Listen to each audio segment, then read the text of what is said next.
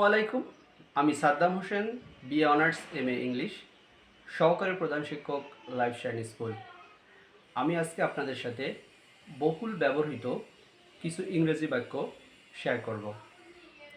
আমরা প্রায় কথার মধ্যে বলে থাকি যে আত্মীয়স্বজন যখন বাসায় আসে ও বাসা থেকে চলে যাইতে চাই, অথবা পরিচিত মানুষ একসাথে কিছুক্ষণ গল্প করার পরে যখন চলে যেতে চাই, তাহলে আমরা যে শব্দটা ব্যবহার করি বা যে বাক্যটা, সেটা হচ্ছে অন্তত এক কাপ চা খেয়ে যান। এই কথাটা আমরা প্রায় বলি, অন্তত এক কাপ চা খেয়ে যান। এটা আমরা ইংরেজিতে বলতে পারি। এটা কীভাবে বলবো? আমরা বলবো have a cup of T at least. আমি আবারও বলছি, অন্তত এক কাপ চা খেয়ে যান। এটাকে আমরা বলবো have a cup of T at least. এরপরে আমরা প্রায় বলি যে কে প্রথম কাজটি শুরু করবে, এটা ইংরেজিতে বলবো আমরা who will start the work first. আমি আবার বলছি, who will start the work first. আমরা প্রায় বলি যে অনেক কিছু শেখার আছে বা অনেক কিছু জানার আছে। এক্ষেত্রে আমরা ইংরেজিতে বলবো there are many more things to no.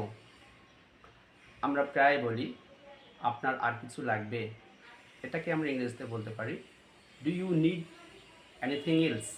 আমি আবারও বলছি, আপনার আর কিছু লাগবে, এটা আমরা কি বলতে পারি যে do you need anything else. আমাদের বহুল ব্যবহৃত একটা বাক্য যে যাকে চাই তাকে পাই না, যাকে পাই তাকে চাই না। এটা ইংরেজিতে কীভাবে বলবো? আমরা এটা ইংরেজিতে বলবো I don't get that one hmm I want, but get that one hmm I don't. অনেক সময় আমরা বলি যে খাবো খাবো ভাবছি, আমি খাবো খাবো ভাবছি, আমি পড়বো পড়বো ভাবছি। এরকম যদি বলো যে আমি খাবো খাবো ভাবছি, এটা কীভাবে বলবো? I think of eating. আমি আবারও বলতেছি, আমরা খাবো খাবো ভাবছি, এটাকে আমরা কীভাবে বলবো? I think of eating.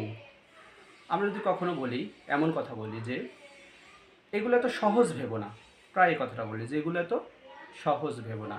এটা আমরা কীভাবে বলবো? Don't think this are too easy. আমি আবারও বলছি, don't think this are too easy. আজকে এ পর্যন্তই। আল্লাহ হাফেজ।